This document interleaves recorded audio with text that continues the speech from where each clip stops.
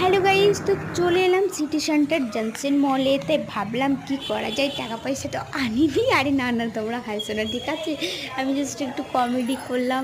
তো চলে এলাম সিটি সেন্টার জংশন মলে, তোমাদের সাথে একই ভিডিও বাড়িতে শেয়ার করে করে বোর হয়ে গেছি। তাই আমিও ভাবলাম চলো সিটি সেন্টার চলে আসি, একটু ঘুরে ফিরে। তোমাদের তো সিটি সেন্টার জংশন মল কে কে ঘুরতে এসেছো প্লিজ আমাকে কমেন্টে জানিও।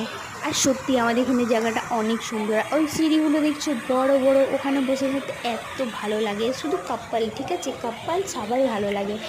আমি তো মানে সামনে তো দুর্গাপুজো চলে এলো, দুর্গাপুজো কোনো শপিং করিনি, তাই ভাবলাম চলে এলাম জনসন মলে ঘুরতে।